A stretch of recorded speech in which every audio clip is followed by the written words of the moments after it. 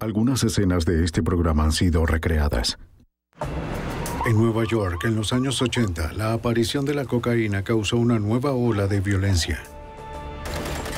Los traficantes robaban y mataban por luchas de poder. Los ciudadanos comunes fueron víctimas. Hasta los niños no eran inmunes. El FBI se unió a la policía de Nueva York para recuperar las calles.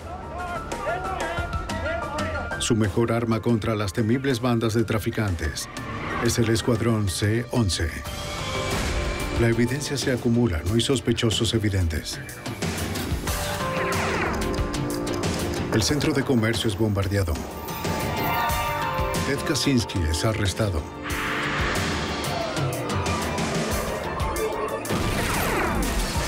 Fugitivo a un prófugo.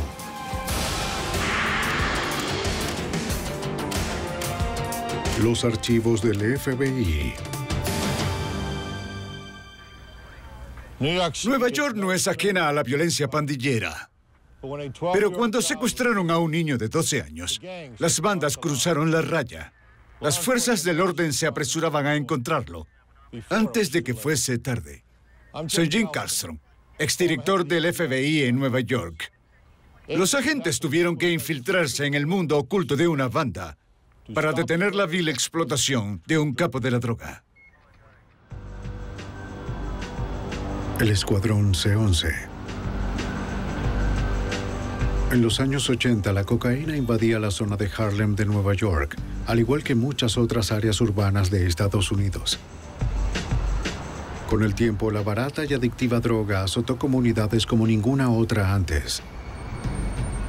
Con el crack, llegaron bandas despiadadas que controlaron las calles. Nadie estaba realmente a salvo. El 5 de diciembre de 1989, Donald Porter, de 12 años, caminaba solo a la escuela primaria. Ese día no llegó a clase.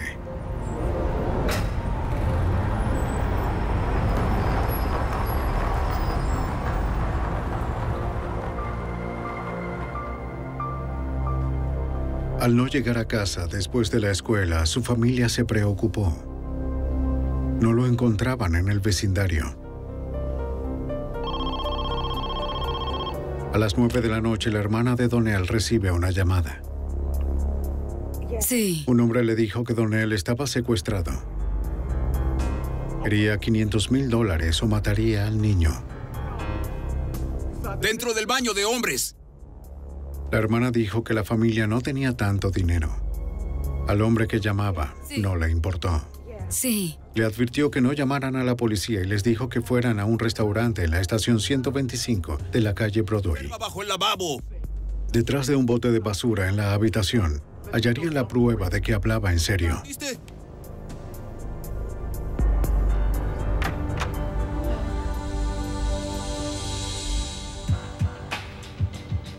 Un amigo fue al restaurante para que los Porter pudieran quedarse al teléfono.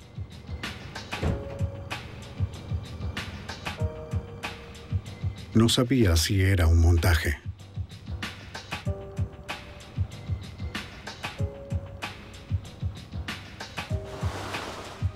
Siguió las órdenes del secuestrador y vio detrás del cubo de basura y encontró una lata de café.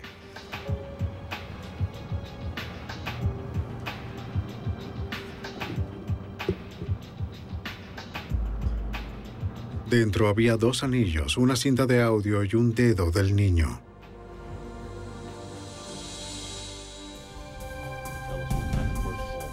Donnell estaba herido y podía desangrarse. A pesar de la advertencia, la familia llamó a la policía de Nueva York. ¿Alguien te seguía No vi o a te nadie. observaba? A nadie. La familia le dijo a los investigadores lo que sabía.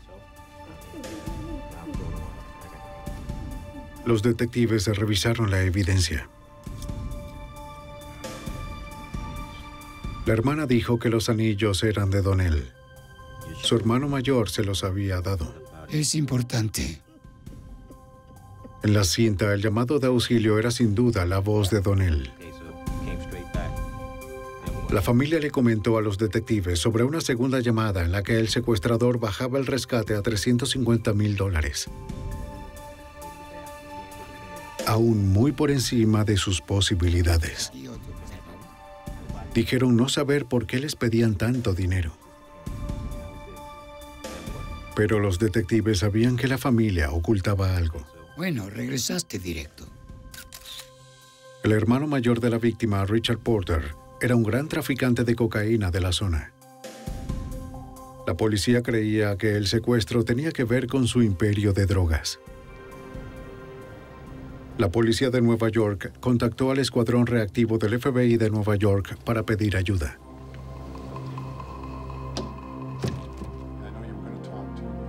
Al agente especial David Higgins, experto en narcóticos, le pidieron que diera más detalles sobre Richard Porter. Cualquier cosa. Richard Porter, entonces de 25 años, era un traficante de crack muy conocido que operaba en el centro de Harlem. Era uno de esos individuos que entraron temprano en el negocio del crack en Nueva York y había creado un poderoso imperio de droga en el centro de Harlem. Richard Porter había hecho millones de dólares vendiendo crack en las calles de Nueva York. Los detectives sabían dónde operaba. ¿Cómo estás, hombre? Tomó poco tiempo encontrar a Porter. Los detectives reconocieron a la persona con quien estaba como su socio en la droga, Alpo Martínez. Esta visita no era por un asunto de drogas. Era sobre encontrar a Donnell.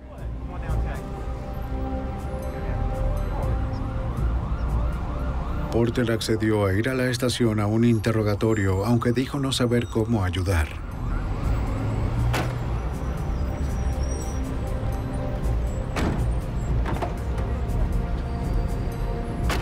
Oigan, no sé nada. La policía sabía que Porter era muy cercano a Donnell, pero decía no saber nada sobre quién estaba detrás del secuestro de su hermano. En las calles esto suele resolverse sin la policía. Dame sus nombres. Son tus amigos. Oigan, no sé nada. No conozco a nadie. Aunque es probable que Porter tuviera la clave para encontrar a Donnell, no estaba en posición de hablar con las autoridades. Por su condición de traficante de droga, Richard Porter se encontró en una difícil situación legal. Habría sido complicado para él cooperar directamente con las autoridades. Creo que, hasta cierto punto, trató de manejar la situación por su cuenta. La policía no tenía nada para retenerlo. Su propio hermano. Las autoridades necesitaban la ayuda de alguien más. Rastrearon la zona tratando de obtener información del secuestro.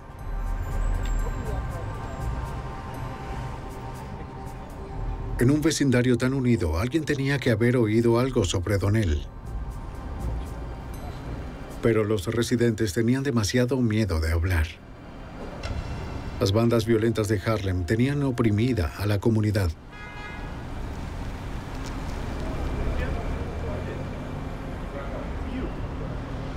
Los detectives no obtuvieron nada. Con cada día que pasaba, los agentes del Distrito Policial 32 de Nueva York sabían que las probabilidades de que Donnell sobreviviera disminuían. Los investigadores seguían en contacto con la familia del niño, quienes estaban desesperados de oír más noticias de los secuestradores. Una semana después del rapto, la familia recibió una nota. En ella, los secuestradores decían que Donnell seguía vivo. Exigían su pago. Pero no hubo más llamadas de rescate. Sin pistas del paradero del niño y sin nadie que cooperara, la policía estaba en un punto muerto. De alguna forma debían presionar a Richard Porter para que cooperara. De vuelta. O esperar que pagara el rescate de Donnell. Pero el 4 de enero de 1990, un mes después del secuestro de Donnell, el cuerpo de su hermano, el jefe de la droga, Richard Porter, fue encontrado en un parque del Bronx. Recibió 2 disparos en la cabeza y el pecho. No quedaba nadie que pagara el rescate.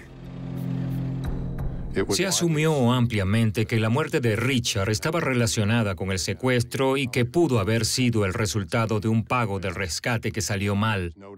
Sin embargo, se supo que cuando descubrieron el cuerpo, tenía $2,000 en su billetera. Sus joyas estaban allí. Parece que su auto estaba cerca.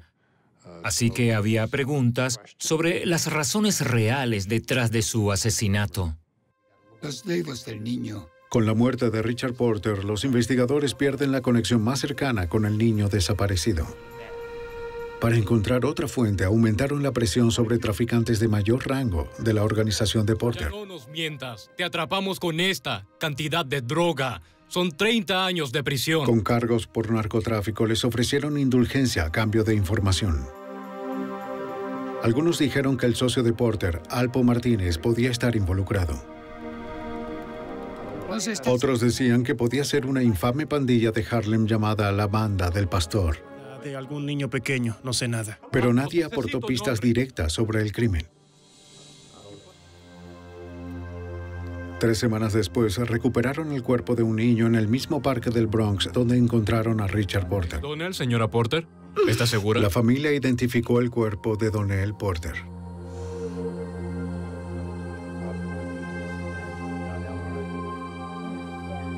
La causa de la muerte fue un golpe contundente en la cabeza. La muerte de un niño siempre es un hecho trágico. Un niño de 12 años camino a la escuela. Lo secuestran, lo torturan. Se oye en la cinta pidiendo ayuda a su familia. El asesinato de Donell impactó a toda la comunidad de Harlem, aunque la violencia allí era algo cotidiano. En ese momento, el sargento James Maher trabajaba en el famoso Distrito 32 de la Policía de Nueva York, donde vivía Donell. A finales de los 80 y principios de los 90, el Distrito 32, que geográficamente son solo 2.5 kilómetros cuadrados, era uno de los distritos más violentos de Nueva York. En promedio, en el área había entre 60 y 70 asesinatos al año, y aparte de eso también había tiroteos, muchos, en los cuales no había muertos. En respuesta a la violencia desatada en la ciudad, se creó un grupo especial llamado Escuadrón C-11 en la oficina del FBI en Nueva York. Detectives del Distrito 32 y agentes del FBI se asignaron al escuadrón. El C-11 se creó para enfrentar a los grupos conspiradores criminales poderosos de la ciudad de Nueva York. Los locales pusieron sobre la mesa su conocimiento de las calles y lo que sabían de dicho tema. Los agentes federales traían consigo el acceso a las cortes federales, que incluían el acceso a las reglas federales de sentencia y la oficina del fiscal general de los Estados Unidos. Luego del asesinato de Donell Porter, sabían que debían recuperar las calles. El C-11 iría primero tras Alpo Martínez, el socio de Richard Porter. Si su alianza se había deshecho, hubiera sido el mayor beneficiado de extorsionar a Richard Porter y asesinarlo. Un año antes se le había emitido una orden de captura por cargos de narcotráfico. Pero al no encontrar a Martínez, los fiscales federales tuvieron que retirar la orden. En las computadoras de la policía, el Escuadrón C-11 marcaba los nombres de socios conocidos de Alpo Martínez. Si alguno era arrestado, serían notificados.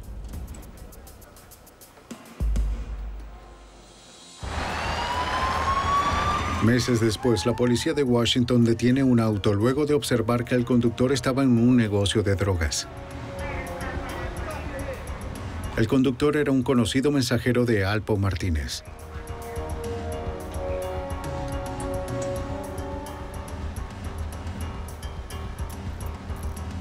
La policía encontró una gran cantidad de crack y miles de dólares en el auto.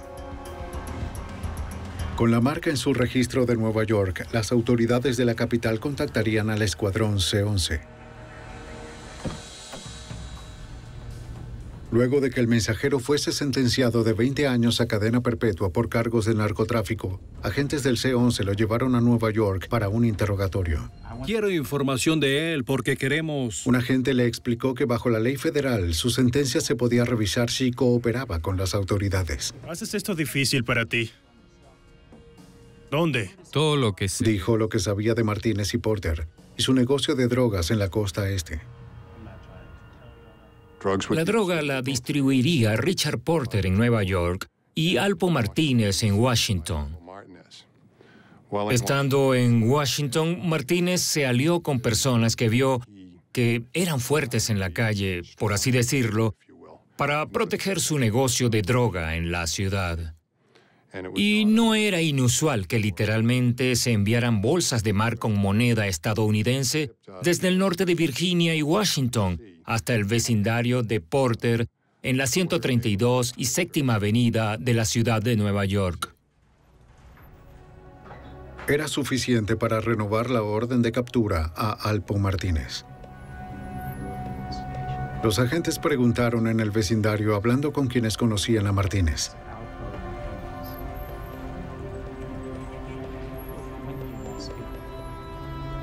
La mayoría temía hablar. Finalmente, los agentes se enteraron de que el fugitivo iba a recoger el auto de su mujer en un concesionario del norte de Nueva Jersey. Agentes encubiertos vigilaban el concesionario. No sabían si Martínez llegaría, pero sabían que le gustaban los autos rápidos.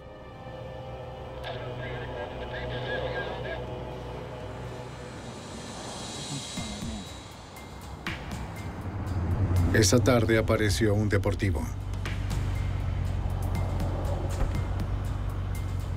Vieron bajarse a un pasajero, pero no era Martínez. Ahí va, se dirige al edificio. Viene para acá. Todavía no puedo identificarlo. Los agentes no veían si el fugitivo conducía. ¿Lo puedes ver? Debían arriesgarse a mirar de cerca. Si podían arrestar a Martínez, podría ayudar a resolver los asesinatos de Richard Porter y su hermano de 12 años, Donnell. Un agente identificó visualmente a Martínez como conductor.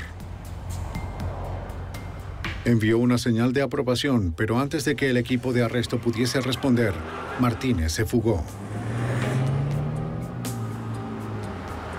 Los agentes lo siguieron, pero el fugitivo desapareció entre el fuerte tráfico.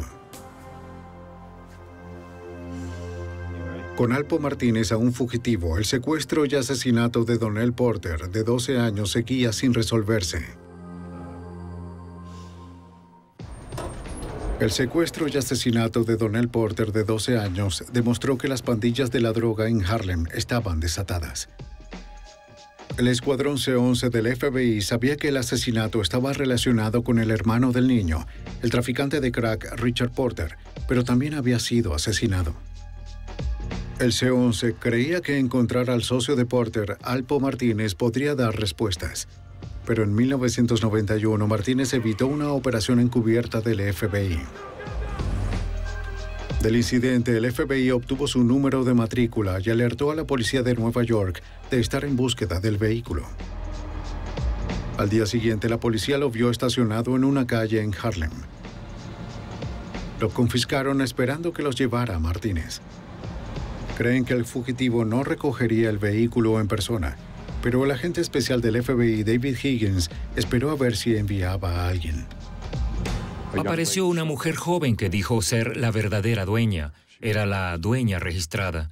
Finalmente, una investigación rápida demostró que era lo que llamamos un hombre de paja, o alguien que se prestó para comprar y registrar el auto en nombre de Martínez. No había dónde encontrar a Martínez en Nueva York. Basados en una pista de que habría viajado a Washington, los agentes vigilaban una casa de la ex esposa del fugitivo en la capital. A primeras horas del 7 de noviembre de 1991, avistaron a Martínez entrando al vehículo de su ex esposa. Esta vez, él no conducía. En cuanto arrancaron, el FBI hizo su jugada.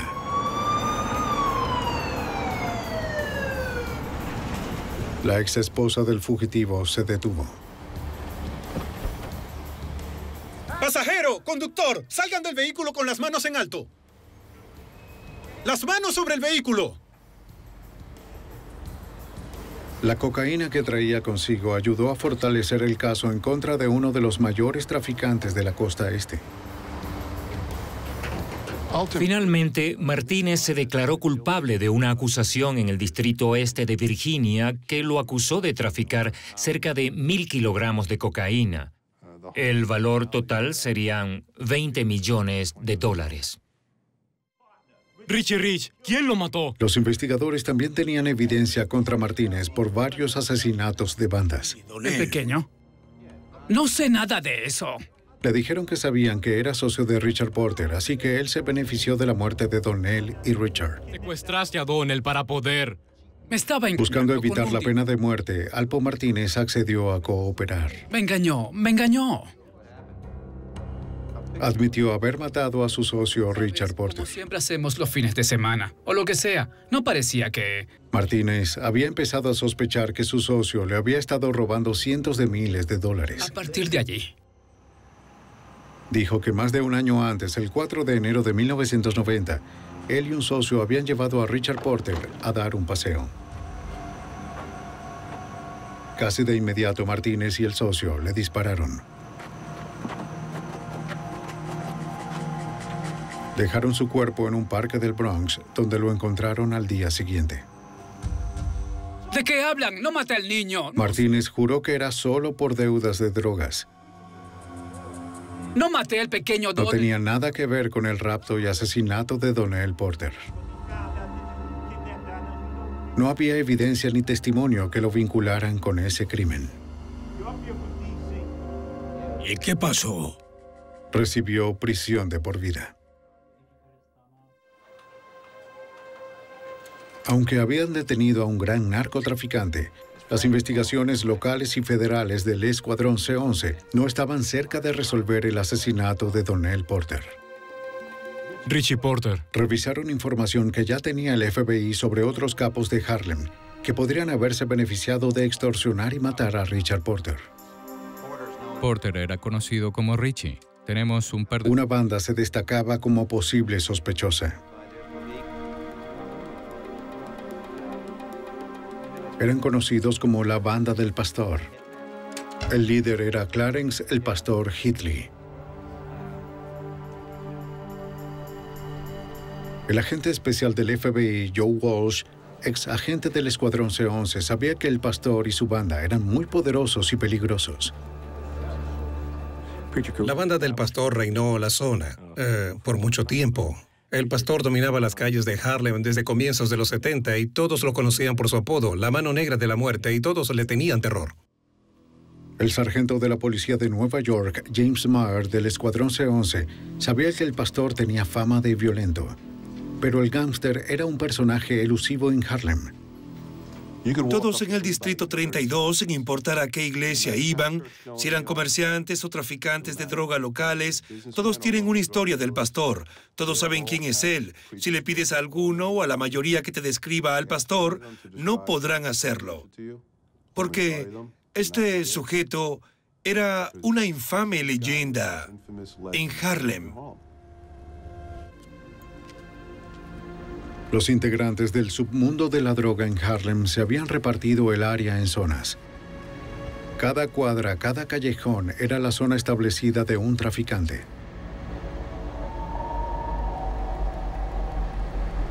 La mayoría respetaba los límites. Pero el pastor no. Pensaba que todo Harlem era suyo. No hizo dinero vendiendo droga, sino cobrándole a otros traficantes. Más que todo, extorsionaba a otros traficantes. Estos eran sujetos violentos por derecho propio. Llegaba y reclamaba un auto. Si veía que a un traficante le estaban pagando, por así decirlo, si tenía un Mercedes-Benz nuevo y al pastor le gustaba el auto, pasaba a ser del pastor. Los que osaban discutir con él pagaban un alto precio. Era un sistema que lo hizo un hombre rico.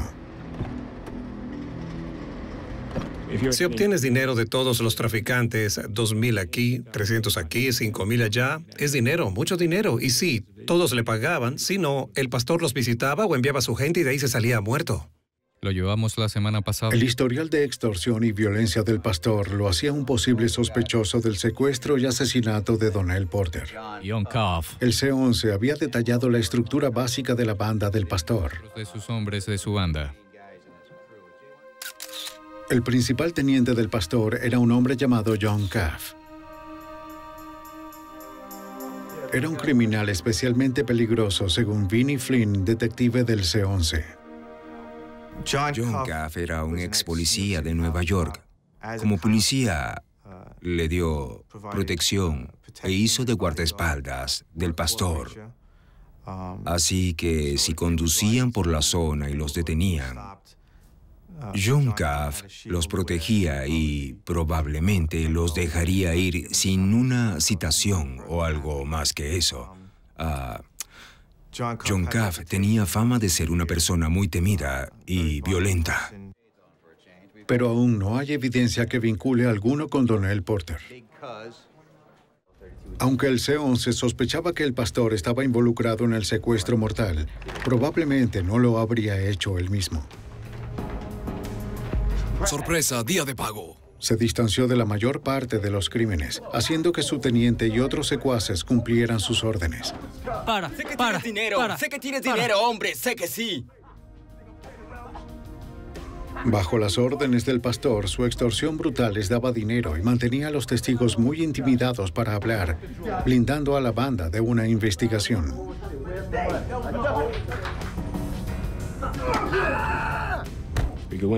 Íbamos a una tienda o algún lugar en Harlem y decíamos, sabemos que estuvo aquí y el hombre podía tener un yeso en la mano. Sabemos que rompió tu mano. Y el dueño del lugar diría, no sé de qué hablan, y pues esa tienda estaría pagando renta o alguna vacuna al pastor. Pero nadie decía nada. Con la gente atemorizada de hablar, los crímenes se acumulaban. En Año Nuevo de 1992, las unidades de emergencia respondieron a una llamada del territorio del pastor. Encontraron un hombre muerto dentro de su vehículo, víctima de un disparo desde otro vehículo.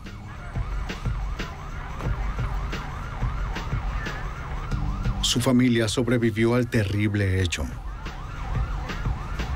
Describieron cómo los matones se detuvieron a un lado y abrieron fuego.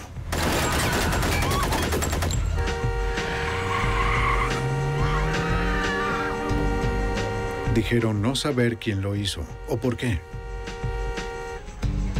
Al igual que el secuestro de Donnell, nadie del vecindario admitió haber visto nada.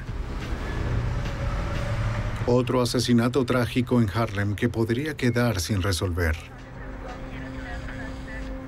El escuadrón C-11 debía romper el código de silencio forzado y hacer hablar a las personas. Un impactante tiroteo se suma a la lista de asesinatos no resueltos en Harlem. Con los testigos demasiado atemorizados de hablar, el caso estuvo abierto por 2 años. Luego, en 1994, el escuadrón C-11 encontró un testigo que dijo que el atacante era miembro de la banda del pastor llamado Malik. El detective Vinnie Flynn supo que Malik tenía fama de violento. Se convirtió en una suerte de director de seguridad de la organización del pastor. Estaba a cargo de un grupo conocido como los conserjes. Ellos lidiaban con los problemas y limpiaban los desastres de la banda. No podía ser un conserje a menos que asesinaras a alguien. Para saber más sobre Malik y la banda del pastor, el C-11 trató de enviar agentes encubiertos. El hombre está parado cerca del... Pero era otro callejón sin salida, de acuerdo con el agente especial del FBI, Joe Walsh. No podíamos simplemente entrar y hacer una operación encubierta para comprarle droga al pastor, porque era muy cuidadoso. Era un hombre muy inteligente y no podíamos llegar muy cerca de él encubiertos. El pastor era estricto. Le ordenaba a quienes extorsionaban no vender a nuevos compradores y mantener un bajo perfil en la calle. Los investigadores necesitaban un testigo con lazos directos con la banda.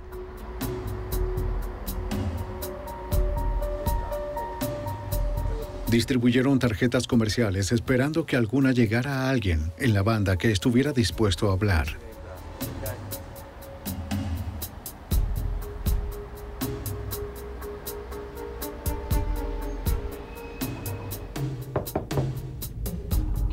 Su paciencia dio frutos.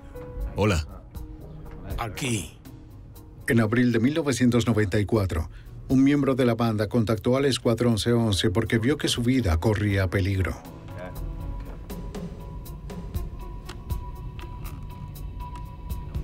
Dijo que el pastor había empezado a perseguir a los propios miembros de la banda. El próximo. Sí. El pastor había asesinado a 2 de los socios informantes. Queremos que veas unas fotos. Temiendo ser el próximo, le pidió protección al sargento James Meyer. Quien era un asesino a sangre fría fue quien se convirtió en informante. Tenía tanto miedo del pastor y de ser asesinado como sus compañeros, que acudió a mí, a nosotros, para darnos información de crímenes específicos, para hablar de crímenes que pasaron años sin resolverse. Los investigadores estaban frustrados de que el informante no supiera nada del secuestro y asesinato de Donnell Porter de 12 años. Pero sí aportó a los investigadores la primera información específica y desde adentro de la organización del pastor Hitley. Habló de un sótano de asesinatos que la banda usaba para reunirse y como habitación para ejecuciones. Es momento de hacer algo por unas respuestas. ¿Entiendes lo que digo? Cuéntame. En algunas reuniones, el pastor pedía una votación sobre el destino de miembros de la banda que no lo estaban haciendo bien. Si la mayoría votaba que sí, el pastor sentenciaba su muerte. ¿Quieres morir también, Short? En marzo de 1994, el pastor llamó a votación sobre Malik, el conserje, que había disparado al auto. Creía que ya no podía confiar en él. Voten. La mayoría dijo que sí.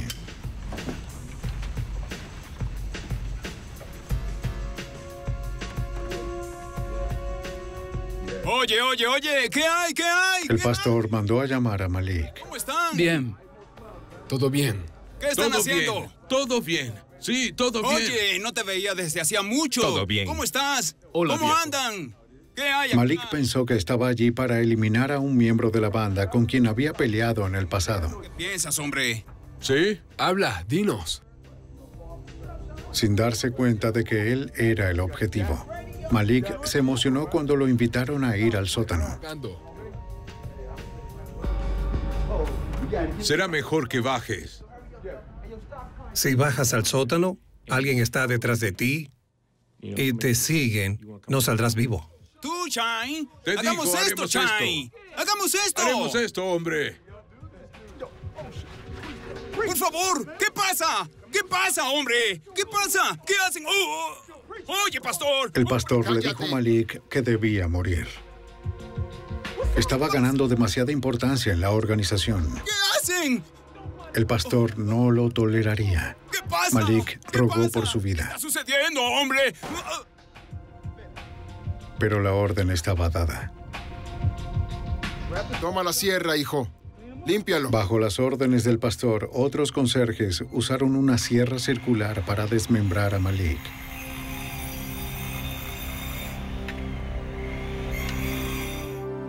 El informante dijo que el pastor le ordenó a él y a otros miembros encargarse de los restos. Trabajas, ¿no? Rociaron ácido en los brazos de Malik para quitarle tatuajes de la banda que podían vincularlo con ellos. Luego dejaron los restos en varios edificios abandonados.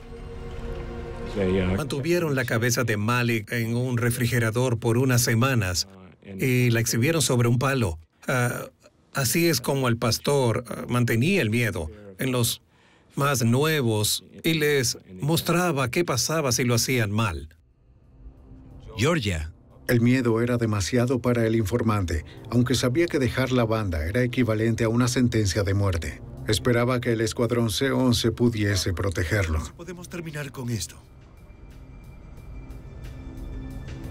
No hizo falta mucho tiempo para que el pastor se enterara de que el informante había cooperado. Un día el informante salía de un juzgado en Nueva York cuando vio al pastor y a Kaff. Estaba seguro de que estaban ahí para raptarlo y matarlo.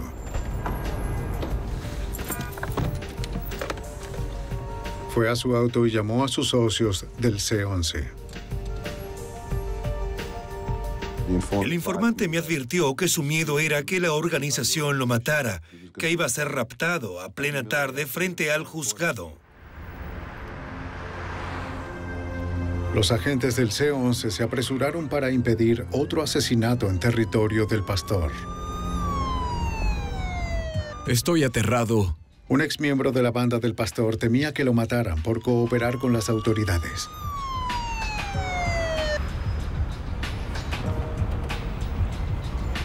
¡Salgan del auto! ¡Fuera del auto! Agentes y detectives del Escuadrón C-11 del FBI llegaron a apoyarlo justo a tiempo.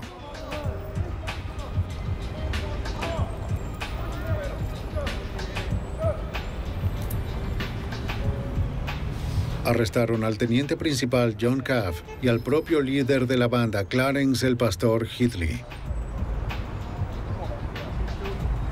El sargento James Meyer y los otros agentes revisaron el vehículo. ¿Qué tenemos aquí? Había evidencia dentro del auto, incluyendo información de mi informante, máscaras, cinta. Era probable que lo que temía mi informante era cierto. Lo iban a secuestrar ese día. Pero nadie podía probar que los hombres matarían al informante. 20 minutos, todo lo que tomó, te lo dije. El pastor y Caff fueron liberados. Vamos, hombre, tengo cosas que hacer. Apúrate. El incidente hizo que la investigación del Escuadrón C-11 sobre la banda se hiciera pública. 20 minutos fue todo lo que tomó. Buen día, oficial. Fue entonces que se hizo notorio que el FBI los investigaba. Es decir, vieron al detective que conocen del Distrito 32. Cuando él hace el arresto, lo hace con agentes del FBI. Se volvió obvio para Caff y el pastor que el FBI estaba encima de ellos. El pastor se aisló aún más. El FBI tendría que atraparlo yendo tras su organización. Para proceder, usarían estatutos federales contra el crimen conocido como RICO. Diseñado originalmente para desmontar mafias del crimen organizado, RICO requiere que se sigan criterios estrictos de acuerdo con el agente especial del FBI, John Walsh. Cuartel, diga. Debes tener una organización, debes tener un líder. En este caso es el pastor y debe haber 5 o más personas trabajando para él, para facilitar la conspiración de la organización. Pero también necesitas 3 delitos predicados, 3 ofensas federales. Los investigadores del Escuadrón C-11 vigilaron a la banda del pastor juntando evidencia de ofensas para sustentar el caso RICO. Notan que algo anda mal en la banda. Parecía que la presión de la investigación del C-11 ya estaba afectando al pastor. Por un informante, los agentes se enteraron de que incluso ordenó el asesinato de su teniente principal, John Caff. Los agentes estaban obligados a advertir a Caff. John Caff, le mostré mi placa y él me dice, sé quién eres, no tienes que mostrarme tu placa. Y yo le dije, John, solo quería decirte que tu vida corre peligro. Y cuando lo vi a los ojos, parecía no sentir nada. Luego me dijo, todos me quieren muerto. Vamos, hombre, ¿vas a entrar? ¡Vamos! Caff no se alarmó por la amenaza. Aunque el pastor reforzaba su control sobre sus hombres, los investigadores aún necesitaban más evidencias de los crímenes de la banda para sustentar la investigación criminal.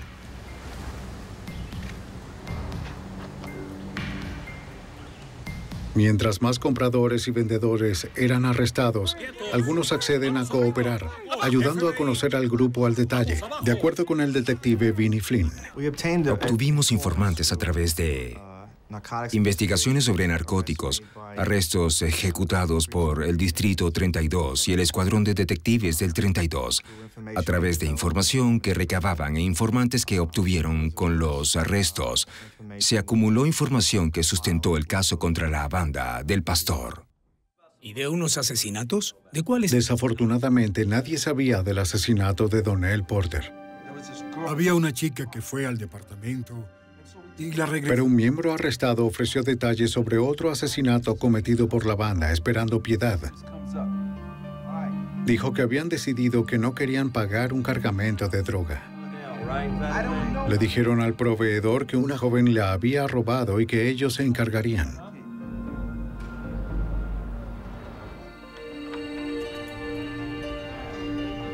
Era una madre soltera que a veces trabajaba de mensajera para la banda.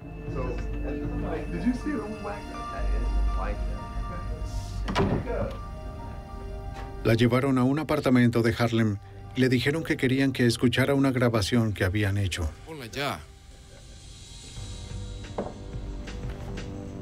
Confía en mí. Ella no les había robado nada. Pero a la banda no le importó. Nada sobre un niño. El informante explicó cómo limpiaron la escena del crimen y luego botaron el cadáver en un edificio abandonado. No recordaba exactamente en cuál edificio.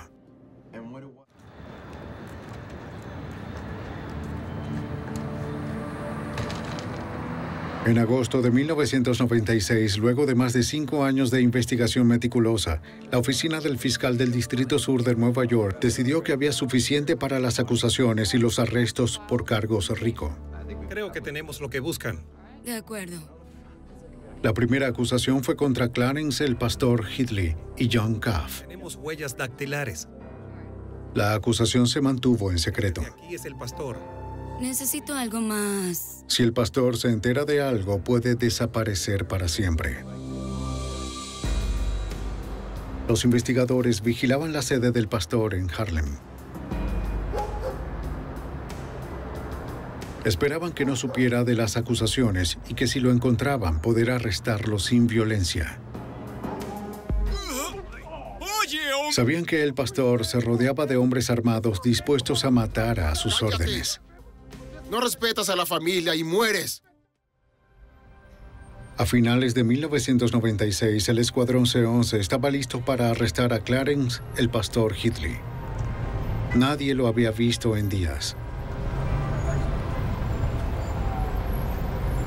El 12 de agosto salió del edificio donde operaba.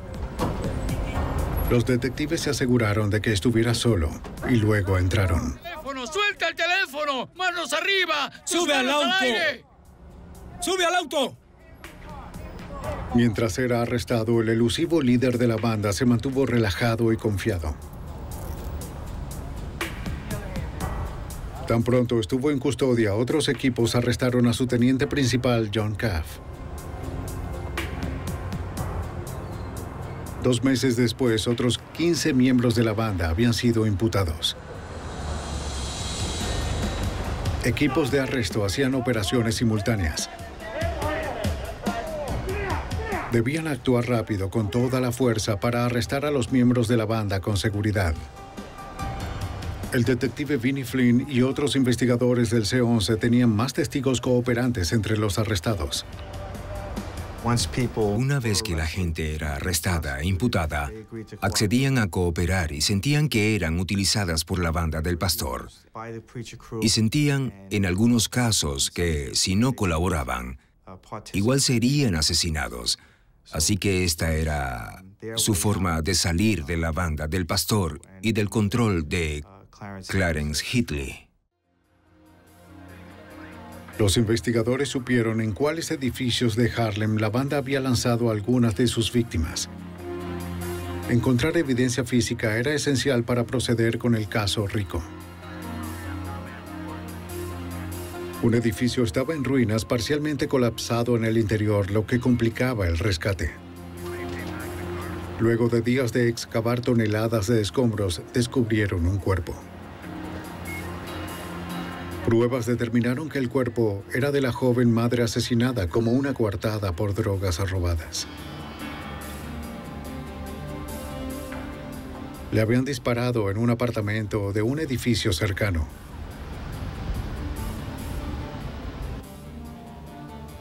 Equipos de búsqueda de evidencia revisaron el apartamento.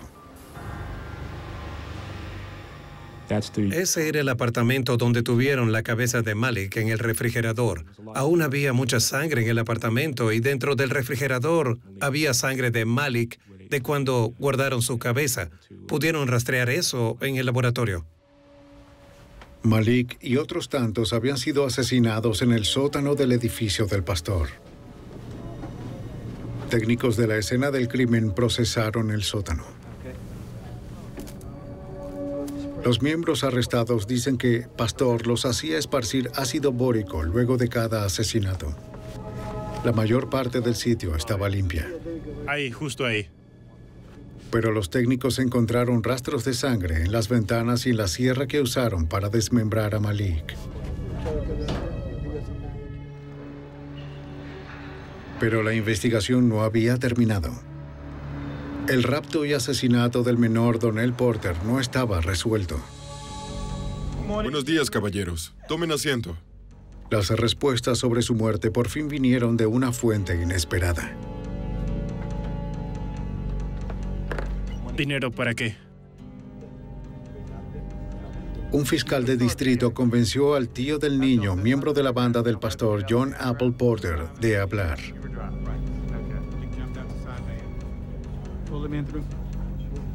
Era uno de los pocos miembros fuertes de la banda que estaba libre y se creía que era un soplón. Habían atentado contra su vida 2 veces.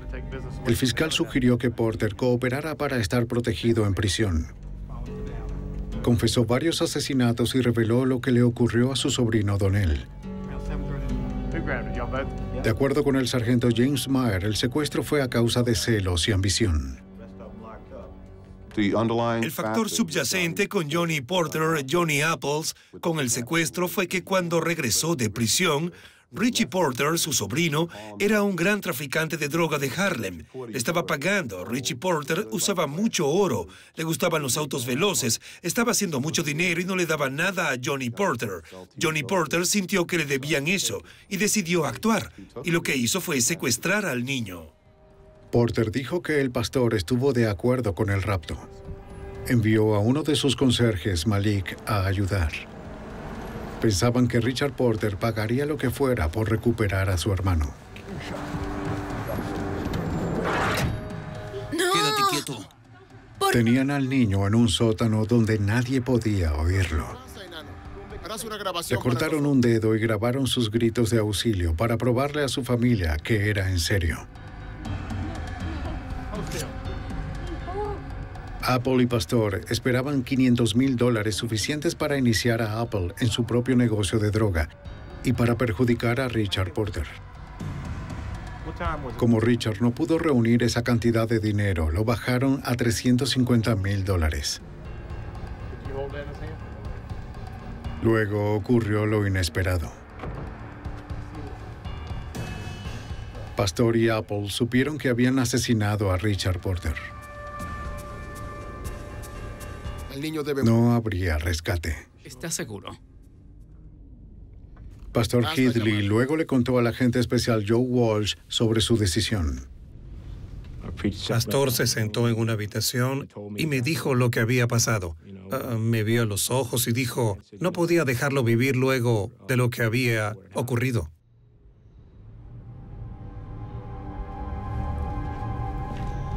Sí. John Porter insistió en que fue Malik quien lo mató. ¿Verdad?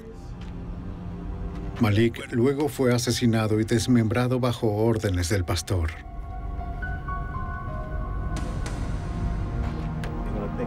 John Porter fue sentenciado a cadena perpetua. Gracias a la evidencia recolectada por el Escuadrón C-11, todos los miembros de la banda del pastor fueron a prisión.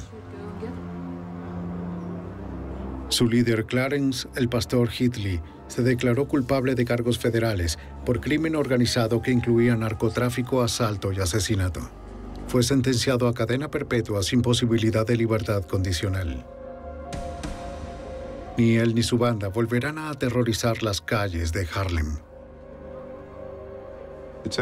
Se estima que fueron responsables de unos 45 asesinatos de los que estamos al tanto. Numerosos robos. Si añades la extorsión, estas personas causaron una ola de crímenes durante una década o más. Era increíble la devastación que causaron en esas comunidades. Eso cambió luego de que el Escuadrón C-11 desmanteló la banda del pastor para siempre. Desde que se cerró el caso, Harlem ha renacido. Hoy en día, Harlem, el Distrito 32, tiene entre 15 y 20 homicidios al año. luego de los 70 homicidios al año que hubo a finales de los 80 durante la epidemia de cocaína. Creo que logramos algo con respecto a esta droga en este caso. Y la organización de la droga ya no existe, así que no puede lastimar a nadie más. Algunas escenas de este programa han sido recreadas. Una inmigrante adolescente llega a los Estados Unidos para hacer realidad su sueño de convertirse en médico. Pero un trágico giro del destino interviene cuando resulta una víctima inocente del negocio de las drogas. Secuestrada y mantenida cautiva, sobrevive durante días contra todo pronóstico. Las autoridades arrestan a sus captores, pero estos se niegan a revelar su paradero. El FBI y la policía local luchan contra el tiempo, decididos a salvar la vida de la adolescente. La evidencia se acumula, no hay sospechosos evidentes. El centro de comercio es bombardeado. Ted Kaczynski es arrestado.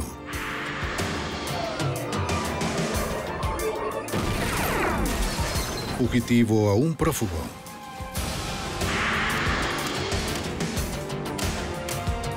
Los archivos del FBI. Cuando una joven es sacada de su casa en Texas, la policía se apresuró para hallarla. A primera vista, el secuestro parecía un acto al azar de hombres desesperados. Soy Jim Castron, exdirector del FBI en Nueva York. Antes de que el FBI pudiera hallarla, primero deberían encontrar un motivo. Su investigación reveló una compleja historia de traición y venganza. En el medio se encontraba una joven de 16 años que estaba en las garras de unos asesinos. En la búsqueda de Lisa René. 24 de septiembre de 1994, Arlington, Texas. Era sábado por la noche y Lisa René, de 16 años, estaba en casa estudiando. Quería aprovechar al máximo su primer semestre en una escuela secundaria estadounidense. Esperaba volver algún día a las Islas Vírgenes como cirujana. ¡Abran la puerta! ¿Quién es? ¡Abran la puerta! A las 8 de la noche, su concentración se interrumpió de forma abrupta. De alguna forma, supo que no debía abrir la puerta. En cambio, llamó a su hermana Pearl. ¿Qué quiere? ¿Por qué no nos dejas pasar? Pearl le dijo a Lisa que llamara al 911. Prometió ir de inmediato a la casa. 911, ¿cuál es su emergencia? Apresúrense, por favor. Quieren entrar a mi casa. ¿A quién dicen estar buscando? Diga. No sé, solo quieren entrar y dicen... Lisa le indica que unos hombres intentaban irrumpir en su casa y decían ser agentes del FBI. Es la casa equivocada, lo siento. Es mejor que se vayan, por favor. Abre la Dicen puerta. que son del FBI, dicen que son... ¡Ah! ¡Ah! ¡Suéltenme! ¡Suelta ese teléfono! ¡No grites! ¡Cállate! ¿Qué sucede, señora?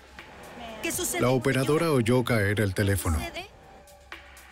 ¿Señora? Entonces hubo silencio. Lisa nunca volvió a la línea.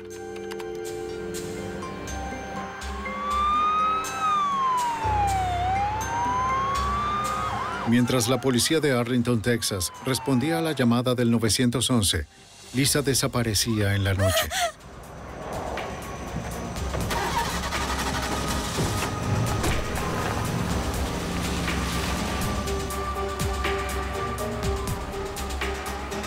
Los policías no tenían forma de saber que estaban a punto de pasarle por un lado en la calle, o que una joven de 16 años ahora estaba en peligro mortal.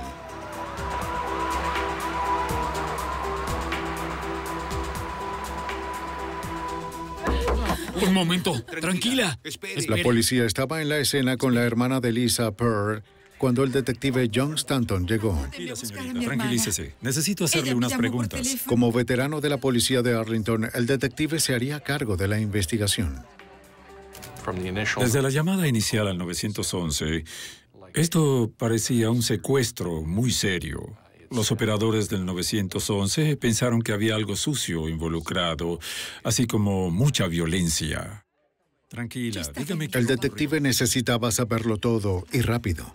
Las primeras horas en un caso de secuestro son cruciales. Pearl les contó a los oficiales todo lo que sabía. Estaba en el trabajo cuando su hermana Lisa llamó para decir que algunos hombres intentaban irrumpir en el apartamento.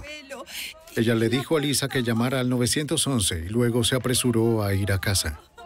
Pero llegó demasiado tarde. Encontró la puerta corrediza de vidrio destrozada y Lisa no estaba. Para una joven de 16 años de edad que es sacada a la fuerza de una residencia en Arlington es algo atroz. Bien, ¿de quién es esta habitación? Pero le dijo a los detectives que sus hermanos Neil y Stanfield también estaban quedándose con ella.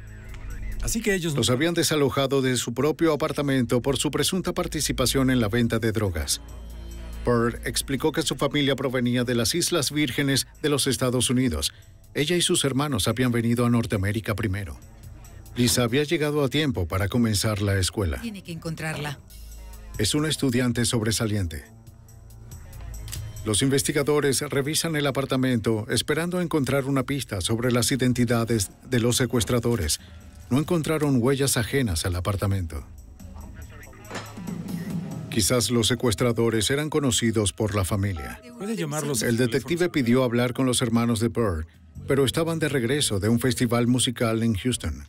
Sí, ¿qué ocurre? El detective le dijo a Pearl que los contactara por el teléfono celular. Que tengas algo que ver con espere. eso. Estaban a unos 80 kilómetros del apartamento cuando el detective Stanton los contactó. Cuando hablé con los hermanos, hablé con Stanfield primero. Stanfield me dijo que no conocían a nadie que quisiera secuestrar a su hermana, que no le debían dinero a nadie, que no se trataba de ningún tipo de negocio de drogas, que no estaban involucrados en nada relacionado con drogas. Muy bien. Por más que Pearl René se esforzaba en ayudar, el detective creía que sus hermanos tenían las respuestas que estaba buscando. Pero sin su ayuda tendría que identificar a los captores de Lisa de la manera difícil. A medida que pasaban los preciosos minutos, los técnicos forenses registraban todo el apartamento en busca de pistas adicionales. Recogieron vidrio de la puerta corrediza rota y muestras de cabello y fibra. Buscaron huellas dactilares, pero concluyeron que los secuestradores habían usado guantes. Incluso este pequeño detalle preocupó a los detectives. Eso indicaba que Lisa René estaba en manos de criminales experimentados. Si el detective Stanton tenía esperanzas de encontrar viva a Lisa, sabía que iba a requerir mucha ayuda. Debíamos echar mano de todos los recursos disponibles. Y eso incluía personal adicional o el uso del FBI. Debíamos usar todo lo que nos sirviera como recurso. Agentes especiales de la agencia residente del FBI en Fort Worth se unieron a los detectives en la escena. Al agente especial Kenneth Bersano le preocupaba que los secuestradores se hubiesen identificado como agentes del FBI. Pero resultó que no había ningún agente del FBI en la escena, ni ninguna otra investigación conjunta en curso en ese vecindario. Los vecinos informaron haber visto a 4 jóvenes afroamericanos merodeando por el complejo de apartamentos antes del secuestro. Llevaban ropa de camuflaje y conducían un Cadillac color champán. El ambiente en la escena del crimen era tenso. A la hermana de Lisa René le angustiaba no haber estado allí para ayudar a su hermana. Y también a los residentes del complejo les preocupaba que una joven pudiera ser secuestrada de un complejo de apartamentos con esa facilidad. El hecho de que Lisa René era menor de edad y de que sus secuestradores se hicieran pasar por agentes federales le dio jurisdicción al FBI sobre el caso. Trabajarían en conjunto con la policía local.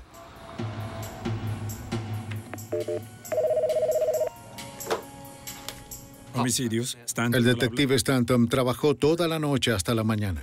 Sí, ¿qué sucede? A tempranas horas del 25 de septiembre recibió una llamada de los hermanos de Lisa. Habían ubicado un Cadillac de color champán en las cercanías de Irving, el mismo que los residentes habían descrito en el complejo. Fue un dato inusual. El hecho de que, habiendo llegado apenas a Arlington, los hermanos hayan conducido de manera misteriosa hasta una residencia en Irving, Texas, que está a cierta distancia de Arlington, y que De esa misma manera, encontraran un Cadillac que encajaba con la descripción general. Pensamos que era muy curioso. Informaron que el Cadillac estaba estacionado frente a una residencia. Si los hermanos de Lisa sabían algo más sobre el secuestro de su hermana, no se lo habían dicho a la policía. El detective Stanton y el agente especial Bersano acudieron de inmediato a la residencia en Irving. La policía de Irving ya estaba allí. Cuanto antes descubrieran dónde tenían retenida a Lisa, más posibilidades tendrían de encontrarla viva. Tal como habían indicado los hermanos de Lisa, el Cadillac estaba estacionado al frente. Tocamos el vehículo para comprobar si lo habían movido o si había sido conducido antes, según al calor en el capó. También iluminamos el interior del vehículo con nuestras linternas para ver si la víctima había dejado algún artículo. Una mujer abrió la puerta. Explicamos por qué estábamos allí, que éramos del Departamento de Policía de Arlington, del FBI, que nos gustaría hablar con ella sobre el secuestro de una joven de 16 años. Preguntamos si podíamos echar un vistazo en su casa para ver si la joven que fue secuestrada se encontraba allí. La mujer dijo que ella y su esposo eran los dueños del Cadillac, pero que él no estaba en casa, pues trabajaba en el turno de noche. Dijo que no había visto a nadie que coincidiera con la descripción de los sospechosos, pero permitió que los investigadores echaran un vistazo rápido en la casa. Comenzaron en la habitación de los niños donde su hijo estaba dormido. Nada parecía sospechoso.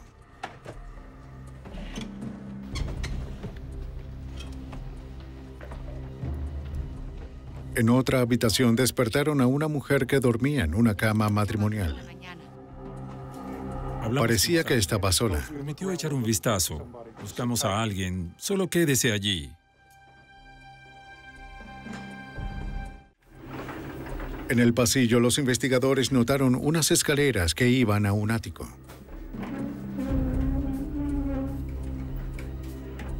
Uno de los oficiales de Irving subió y miró a su alrededor. Hay una bombilla aquí arriba.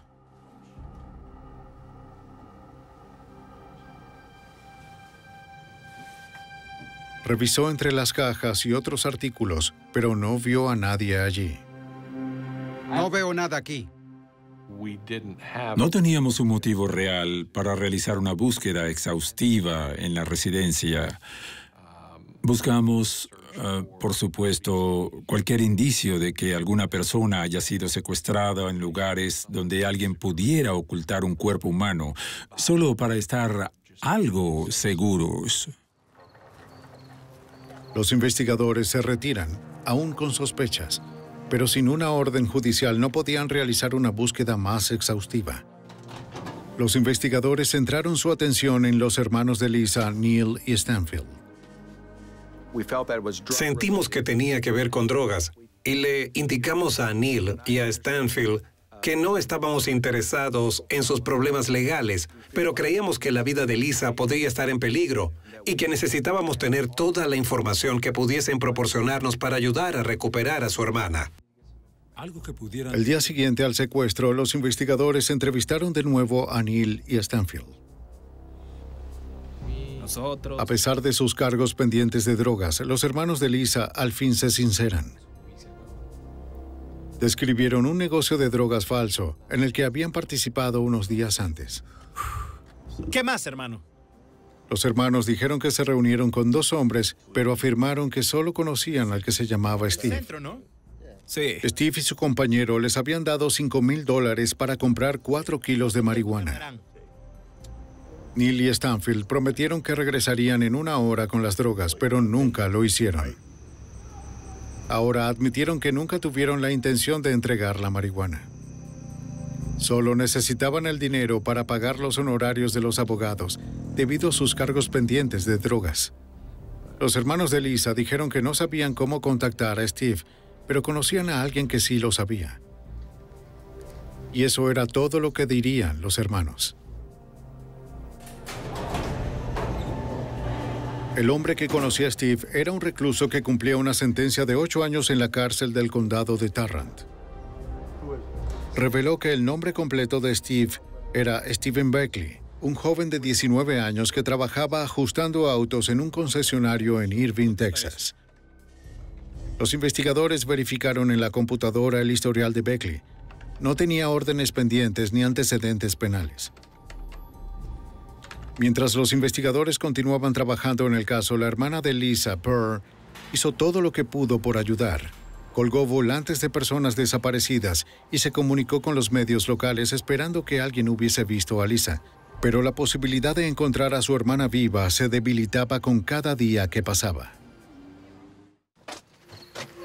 El 24 de septiembre de 1994, Lisa Renee, de 16 años, fue secuestrada de su apartamento en Arlington, Texas. ¿Quién es? ¿Quiénes son ustedes? Soy del FBI. Son del FBI. Abre la puerta y hablaremos. Son del ¡Abre la FBI. puerta! Dicen que son del FBI, señora. Gritos. Señora, ¿qué sucede? Señora. Apenas habían pasado 2 días desde la llamada desesperada por ayuda de Lisa. La policía local y el FBI no estaban ni cerca de encontrar a la joven desaparecida. Con el tiempo agotándose, el Departamento de Policía de Arlington pidió ayuda a la comunidad. No habría forma de... El detective Stanton recuerda que la respuesta fue impresionante. En realidad fue algo que de verdad atrajo a la comunidad y sus temores de ser secuestrados de su propia residencia es algo que no esperas. En una comunidad como Arlington no es algo que sea común. Esto no sucede aquí. Diría que nunca en una ciudad como la nuestra. El 27 de la policía de Arlington recibió un visitante inesperado. Era el dueño de la casa de Irving, Texas, que la policía registró en relación con el Cadillac color champán. Estaba trabajando cuando realizaron la visita, pero desde entonces escuchó las noticias de la desaparición de Lisa y creía que tenía información que podría ser útil. Dijo que el día anterior al secuestro hizo una parrilla, ya que los hermanos de su esposa se quedaron con ellos durante unos días. El hermano mayor, Orlando Hall, estaba involucrado en drogas.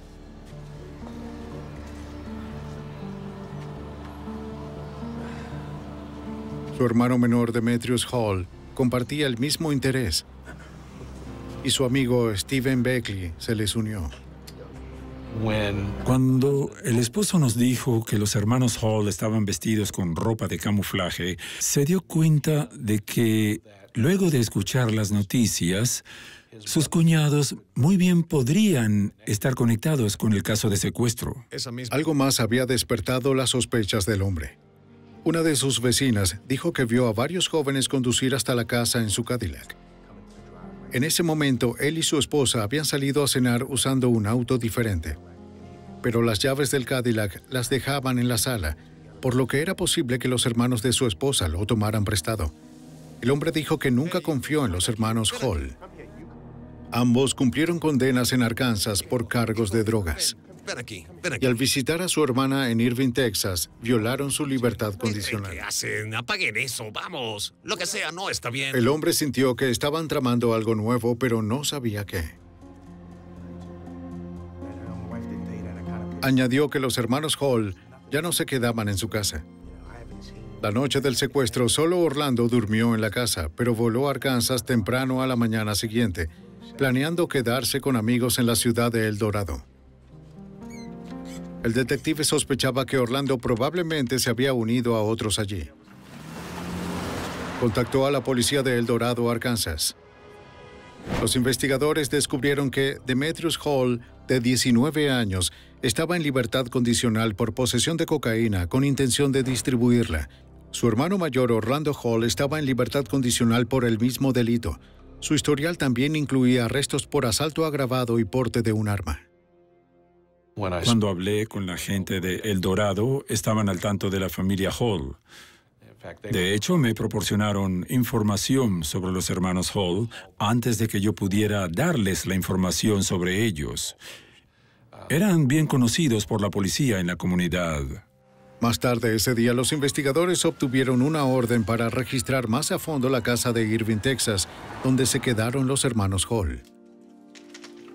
Recorrieron la casa en busca de cabello, fibras, sangre, huellas dactilares y cualquier otra cosa que pudiera estar relacionada con el crimen. El agente especial del FBI, Garrett Floyd, recuerda su hallazgo más significativo. En la habitación de los niños encontramos un bate de béisbol de recuerdo en miniatura. Cuando levantas un objeto y observas vidrio incrustado en él, sabiendo que la ventana del panel deslizante era de vidrio, entonces tomas una decisión en el lugar y piensas que esa evidencia es parte de la escena del crimen. Las pruebas de laboratorio determinarían si su corazonada era correcta. En un contenedor de almacenaje encontrado en el armario de un dormitorio, los investigadores descubrieron una camisa tejida verde con fibras aislantes en ella. Lo colocaron en bolsas para su posterior análisis.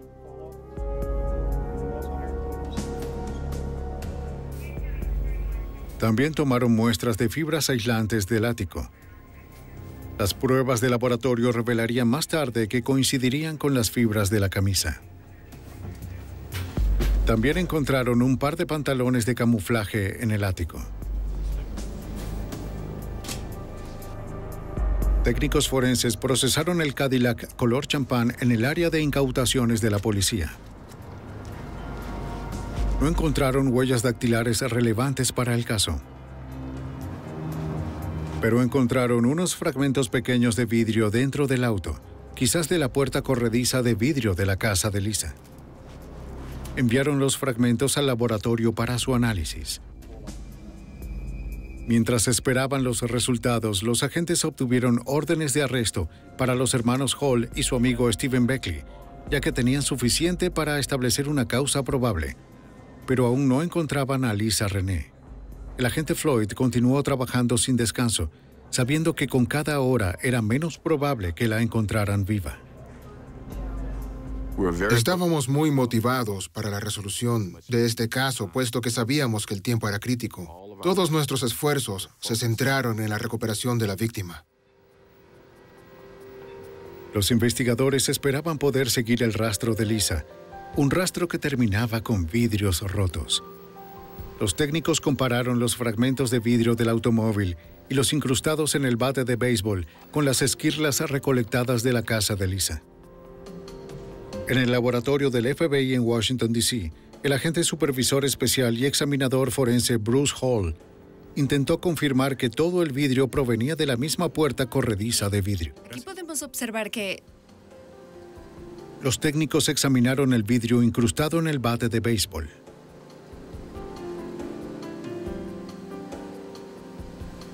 Probaron la composición del vidrio. Era consistente con el vidrio recogido en el apartamento de Lisa. Para confirmar sus resultados, también probaron su índice de refracción, el grado en que la luz se curva a medida que pasa a través de la muestra. Después de discriminar el vidrio recuperado de la escena del crimen y el que se recuperó del bate de béisbol, encontré que el vidrio en el bate de béisbol tenía el mismo índice de refracción y la misma composición que el vidrio de la escena del crimen. Eso me llevó a la conclusión de que el vidrio del bate de béisbol provenía de la escena del crimen. El vidrio encontrado en el Cadillac no coincidió. Se determinó que provenía de una ventana rota con anterioridad del automóvil. A solicitud del FBI y de la policía de Arlington, Texas, los detectives de El Dorado, Arkansas, rastrearon a los fugitivos. Encontraron a Demetrius Hall, de 19 años, en la casa de su padre en El Dorado. Se entregó sin resistirse y fue llevado a la cárcel de El Dorado. Pero se negó a decir algo sobre el paradero de Lisa. Una búsqueda de la casa no reveló nada. Lo que los investigadores aún no sabían era dónde estaba Lisa y si estaba viva o muerta. 4 días y medio luego de que Lisa Renee, de 16 años, fuese secuestrada del apartamento de su hermana en Arlington, Texas, los investigadores rastrearon a sus secuestradores hasta El Dorado, Arkansas. Uno de los 3 sospechosos, Demetrius Hall, estaba bajo custodia. Los investigadores continuaron buscando a su hermano mayor, Orlando, y a un tercer hombre llamado Stephen Beckley.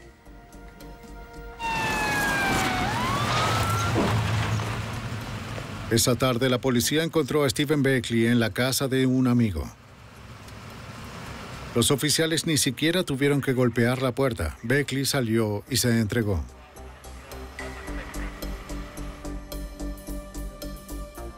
Agentes del FBI y detectives de Arlington volaron a El Dorado para entrevistar a los sospechosos. Stephen Beckley fue poco colaborador. Se negó a decir dónde estaba Lisa Renee o si aún estaba viva. Ya estoy perdiendo la paciencia. El agente especial Garrett Floyd se negó a rendirse. El señor Beckley advirtió que no tenía mucha información sobre lo que estaba pasando.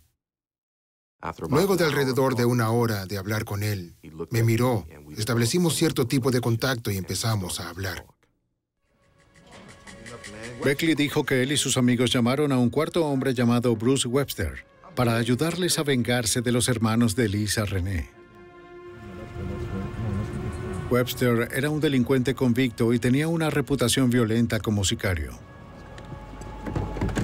Su plan era rociar a los hermanos de Lisa Renee con gasolina y prenderles fuego, si no entregaban las drogas o el dinero como lo habían prometido.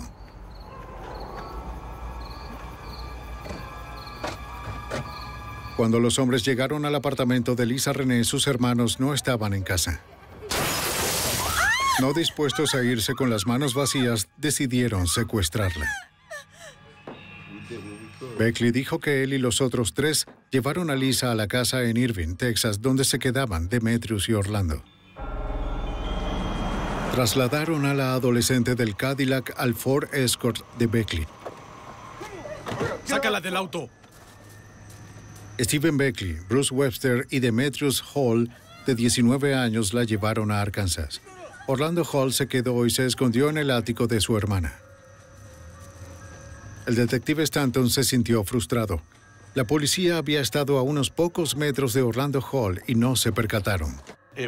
No fue sino hasta más tarde que supimos, después de haber puesto a algunas personas bajo custodia, que Orlando había estado escondido en el aislamiento del ático mientras estábamos abajo hablando con la señora de la casa. Beckley dijo que durante las 4 horas de viaje a Arkansas, él y los otros 2 se turnaron para violar a Lisa Renee. Cuando llegaron a Arkansas esa noche, Webster rentó una habitación de motel en Pine Bluff. A Lisa la mantuvieron atada y amordazada en el baño. Estoy tratando de encontrar... Los agentes obligaron a Beckley a decirle si la joven aún seguía con vida y dónde estaba. Cada minuto contaba si pretendían salvar su vida, pero Beckley no decía nada. Afirmó que tenía miedo de hablar mientras Bruce Webster estuviese suelto. Él anda suelto por ahí. En su mente, pensaba, creía, sabía que Bruce Webster lo mataría a él o a cualquier otro si revelaban la información sobre lo que había ocurrido con Lisa Renee. Ese era el temor que Bruce Webster había creado en esos individuos como parte de este secuestro. Si digo al menos una sola palabra. Beckley le dijo a los investigadores dónde buscar a Webster. El ex convicto aún podría estar en el motel en Pine Bluff, donde habían retenido a Lisa Renee hacía 4 días. Los investigadores se dirigieron al motel para enfrentar a un hombre que Beckley había descrito como un violento asesino a sueldo. Pine Bluff estaba a 140 kilómetros de El Dorado. Los agentes hablaron con la encargada para confirmar la historia de Beckley. Esperaban encontrar a Webster allí, así como a Lisa Renee. Al entrevistar a la encargada, pudimos determinar que Bruce Webster se había registrado en ese motel y que mientras se registraba, una joven intentaba salir del auto. Y que Bruce se dirigió a los demás ocupantes del auto y dijo, «Vuelve a poner esa perra en el auto». Bruce Webster y sus compañeros se dirigieron a la parte trasera de la propiedad y entraron en la habitación. La encargada también recordó ver a otros 2 hombres negros en el auto, pero ella no pudo distinguir sus caras. Nadie dijo nada. Mostró a los investigadores la hoja del registro del 25 de septiembre. Webster había estado en la habitación 513. La habitación se alquiló y limpió varias veces luego de que los hombres se marcharan. Las posibilidades de encontrar alguna evidencia útil eran escasas. Se llamó a un equipo de respuestas de emergencia del FBI. El agente y el detective continuaron interrogando a Beckley. Le pidieron detalles sobre lo que sucedió en la habitación, esperando que se quebrara y les dijera dónde estaba Lisa ahora. Una vez que llevamos al señor Beckley a ese motel de Pine Bluff, se estableció una urgencia cuando pensamos que aún estaba viva, porque el señor Beckley nos aseguró que la última vez que la vio estaba viva y que estaba en este motel. Beckley le contó a la policía que los hombres violaron a Lisa varias veces en el baño. El resto del tiempo, la habían mantenido encapuchada con una bolsa de papel sobre su cabeza. Durante su segunda noche en el motel, los secuestradores fueron casi descubiertos. Un guardia de seguridad llamó a la puerta. Buenas noches, señor. Tuve una queja sobre... La recepcionista le pidió al guardia de seguridad residente que vivía allí revisara la habitación para ver si todo estaba bien. El guardia de seguridad revisó la habitación y no vio a Lisa Renee dentro de la habitación. Stephen Beckley advirtió que si la hubiese visto, iba a matar al guardia de seguridad. Beckley y los demás temían que el guardia pudiera regresar. El motel ya no era un lugar seguro para esconderse. Cuando el secuestrador contó su historia, los técnicos forenses trabajaron para confirmar que Lisa, de hecho, había estado en la habitación. Pero después de horas de arduo trabajo, aún no tenían pruebas de que Lisa hubiera estado allí o de que aún estuviese viva. 6 días después de que Lisa Renee, de 16 años, fuera secuestrada de su apartamento en Arlington, Texas, el FBI no estaba más cerca de encontrarla a ella o a los 2 sospechosos restantes. Aunque los investigadores no habían encontrado evidencia que indicara que Lisa había estado en la habitación de un motel en Pine Bluff, el secuestrador confeso Stephen Beckley les aseguró que sí. El técnico forense Joel Stephenson del Departamento de Policía de Arlington, Texas, estaba decidido a encontrar algo que corroborara la historia de Beckley. Entramos sabiendo que quizá habían ocurrido agresiones sexuales en esa habitación del motel, múltiples agresiones sexuales. Buscamos en la habitación fluidos corporales que pudieran relacionar a los sospechosos o a Lisa con la habitación del motel. Si Lisa y sus secuestradores habían dejado alguna evidencia, parecía haber sido destruida por las camareras del motel. Los técnicos no se rindieron. Continuaron su meticulosa búsqueda de cabellos, fibras y huellas dactilares. Al fin, su persistencia dio sus frutos. No fue sino hasta que llegamos al baño y a la pared detrás del inodoro que identificamos las huellas de las manos y las huellas dactilares, las que luego se identificaron como pertenecientes a Lisa Renee. Así que la huella misma de la palma que ubicaba a Lisa con ellos en la habitación fue muy importante. Fue una pieza que la relacionaba con ellos. Los investigadores ahora tenían evidencia de que Lisa estaba viva 4 días antes, el día en que Beckley y los demás se registraron. Mientras los agentes llevaban al secuestrador 145 kilómetros de regreso a la cárcel de El Dorado, presionaron a Beckley para obtener más detalles.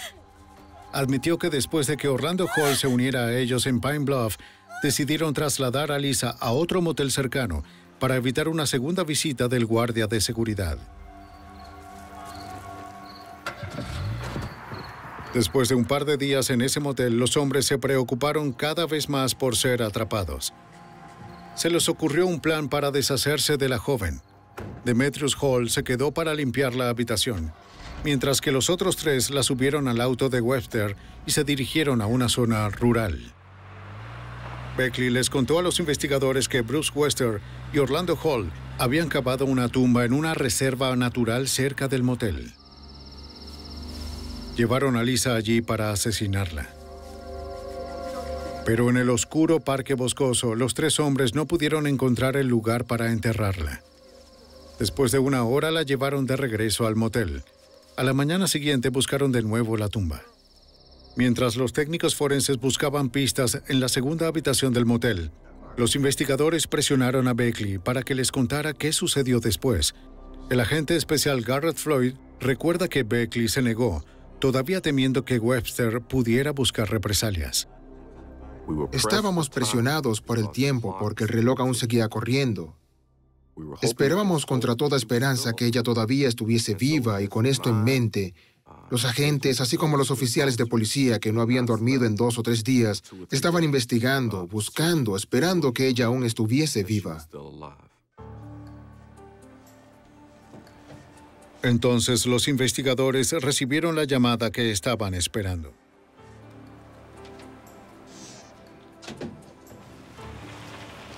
El equipo de respuesta de emergencias del FBI que trabajaba en el segundo motel vio a Bruce Webster detenerse en su auto. Manos arriba, fuera del auto. El presunto secuestrador había regresado al motel con una mujer joven, pero no era Lisa Renee. Una breve entrevista reveló que no estaba relacionada con el crimen de ninguna manera. Estará bien, ¿sí? Solo voy a llamar. Había conducido hasta el estacionamiento. Nuestros oficiales y los agentes del FBI lo confrontaron. Él se identificó como Bruce Webster, dio la información de la fecha de nacimiento, llevaba una pequeña bolsa de lo que parecía ser marihuana en el bolsillo. Le preguntaron si podíamos registrar su vehículo. Permitió que los oficiales registraran su vehículo que había conducido. Dentro del vehículo, los agentes encontraron 2 armas. Acusaron a Webster de posesión de armas y marihuana y lo llevaron a la cárcel del condado de Garland en Hot Springs, Arkansas. El auto fue procesado por otras evidencias. No encontraron rastros de la joven desaparecida. Y cuando nos comunicaron por radio que estaba bajo custodia, nosotros, el detective Ford y yo, volvimos y entrevistamos a Bruce Webster. Declaró que no sabía nada, que no había hecho nada malo, que solo regresaba a la habitación de su motel. Mientras el agente Floyd continuaba presionando a Webster para obtener respuestas, el último de los fugitivos, Orlando Hall, se entregó. Orlando Hall, al parecer, había visto la noticia de que estos arrestos se habían realizado. Se dio cuenta, por supuesto, de que su hermano estaba detenido. Se rindió ante el departamento de policía de Pine Bluff. Con los 4 sospechosos ahora bajo custodia, los agentes esperaban que uno de ellos revelara dónde los investigadores podían encontrar a Lisa Renee.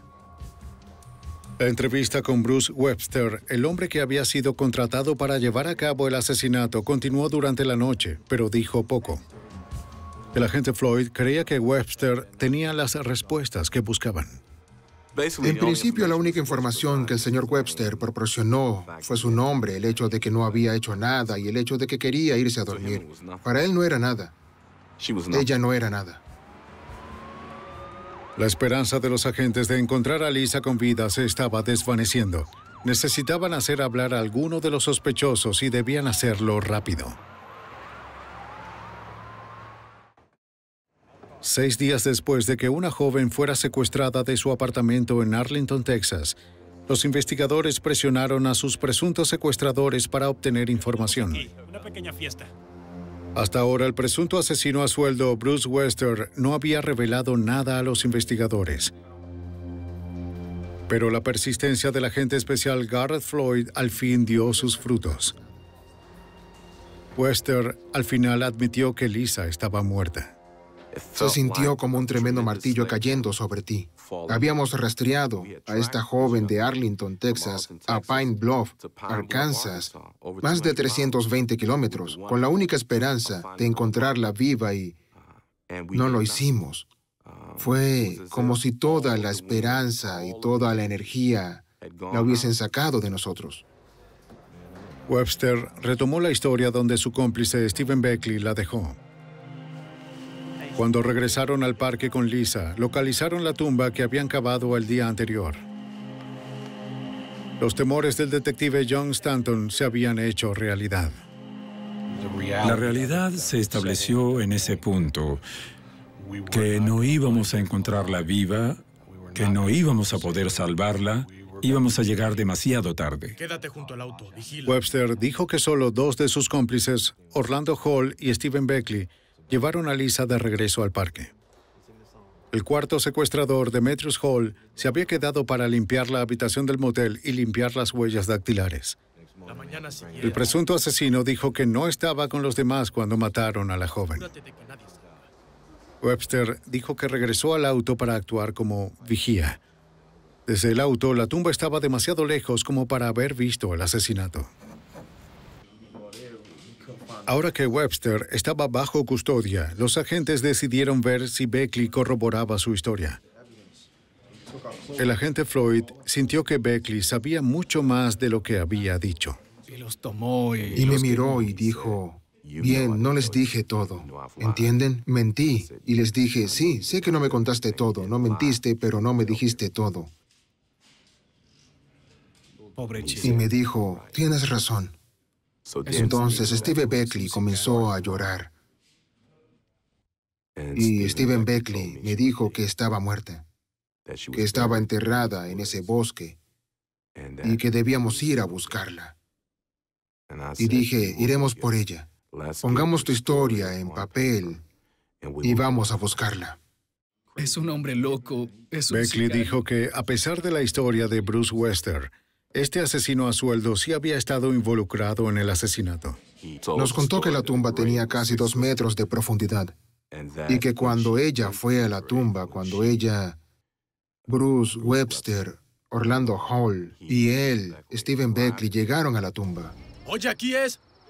que ella vio la tumba. ¡Vamos! Entonces comenzó a correr en un esfuerzo por escapar. ¡Vamos! ¡Apresúrate! ¡Ven aquí! ¡Ven aquí! ¡Vamos! Y que la golpearon con una pala y le hicieron una marca a un árbol cercano. Que él, Beckley, se preocupó y tuvo miedo y corrió de vuelta a la calle para ver si el camino estaba despejado, tal como Bruce Webster le dijo que lo hiciera. Para cuando él regresó, estaban enterrándola.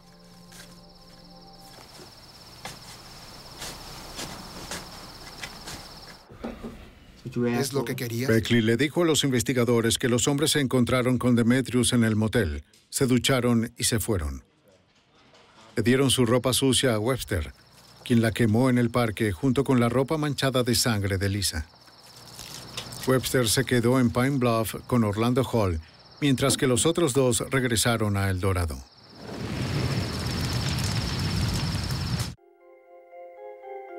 El agente volvió a entrevistar a Webster esperando que la confesión de Beckley le diera cierta ventaja. El agente le indicó que Beckley lo había ubicado en la escena del crimen y mencionó el parque donde el cuerpo había sido enterrado. Entonces, eso fue como una explosión. Afirmó que no sabía nada de nada. Lo último que le dije fue, todos los demás me han dicho lo que ha sucedido. ¿Por qué no tú? Y dijo, ellos son familia, ¿cierto? Y dije, sí, la familia se volvió contra ti. Y dijo, abre ese libro. Déjame decirte lo que sucedió. Me hice cargo. El sicario ahora confesó que estaba, de hecho, en la escena del asesinato. Admitió que había cavado la tumba y se ofreció a mostrársela a la gente. Vamos entonces. Así que a mitad de la noche, condujimos hasta Pine Bluff y dije que necesitaba todas las linternas, oficiales y agentes disponibles, que la encontraríamos esta noche. Webster les mostró a los investigadores el área del parque donde estaba enterrado el cuerpo. Aún en dirección sur, en Amos. Buscaron evidencia para corroborar las historias de los sospechosos. Continuamos en la búsqueda. Por la mañana encontraron la tumba. Comenzaron a procesar el área para exhumar el cuerpo.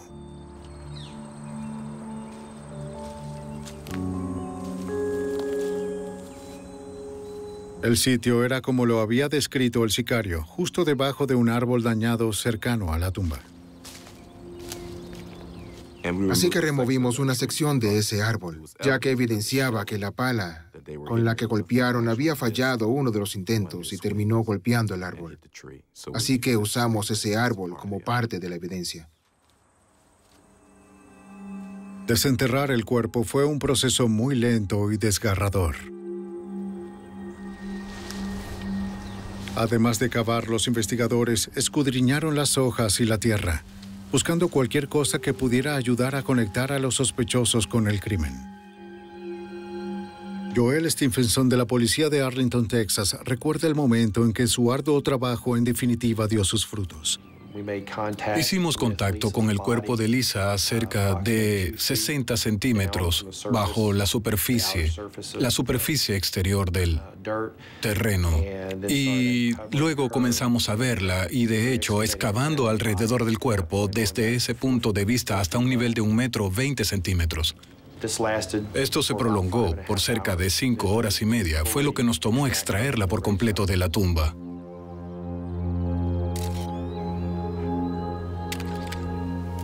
Cuando ubicaron el cuerpo de la joven muerta, fue un momento emotivo para los investigadores, quienes habían querido con desesperación salvar a Lisa Renee.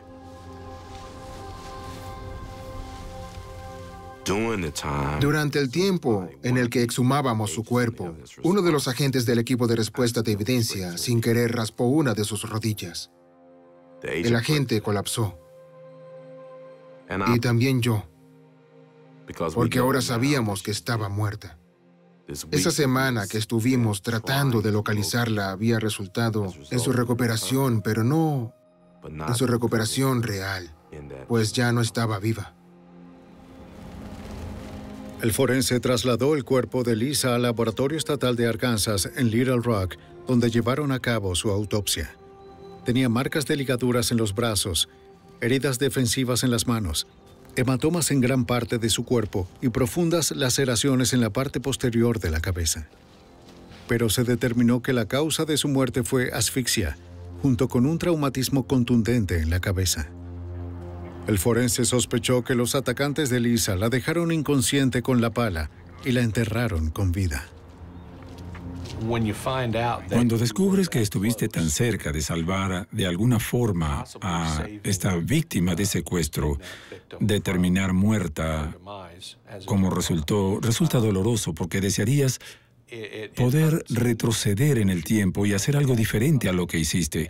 Pero bajo las condiciones que teníamos y la información con la que contamos para trabajar, sentimos que lo hicimos lo mejor que pudimos. Por desgracia, no fue suficiente para salvar a Lisa. Los 4 secuestradores de Lisa fueron juzgados poco después de que su cuerpo fue encontrado. Demetrius Hall se convirtió en testigo del Estado y aceptó un acuerdo de 25 años. Stephen Beckley hizo lo mismo y obtuvo 30 años. Orlando Hall fue sentenciado a pena de muerte por secuestro interestatal que resultó en muerte. Unos meses más tarde, Bruce Webster recibió la misma sentencia. Ambos fueron enviados al corredor de la muerte en la penitenciaría de los Estados Unidos en Terre Haute, Indiana. Los juicios fueron un consuelo muy pequeño para la hermana de Lisa, Pearl, quien apenas podía asimilar el hecho de que la brillante adolescente nunca realizaría su sueño de convertirse en cirujana. Pensé que me sentiría mejor, pero en realidad no, porque esto no va a traer a Lisa de vuelta. Lo único que hubiese sido mejor es si Lisa estuviera aquí hoy, pero ella no regresará. Para el detective de la policía de Arlington, John Stanton, el asesinato de Lisa Renee tuvo implicaciones inquietantes. Solo se demostró el hecho de que a las personas pueden ocurrirle cosas que no tienen ninguna relación con actividades delictivas. Nadie está exento de la posibilidad de que, sin ninguna razón real, se les coloque en una posición en la que su vida esté en peligro. Y Lisa Renee es un claro ejemplo de alguien que, durante los años que llevo haciendo esto, de hecho es quizá la víctima más inocente de los casos en los que he trabajado. Y esto es algo que todos deberíamos recordar, que incluso si eres una víctima inocente, sigue siendo una víctima. Para el agente especial Garrett Floyd y los investigadores, el caso fue personal. Tengo una hija que tenía una edad cercana a la de Lisa Renee. Y creer que alguien podría tomar a un hijo, a una joven, y hacerle las cosas que le hicieron y luego matarla, sin ningún respeto por la vida, lleva esa imagen de padre en mí a un nivel diferente. Porque amamos a nuestros hijos y sabemos que tenemos que cuidarlos y mantenerlos alejados de cualquier peligro. Y un sábado por la noche, si mi hija está haciendo la tarea y yo voy a la tienda, podrían entrar a mi casa, tomar a mi hija y hacer lo mismo.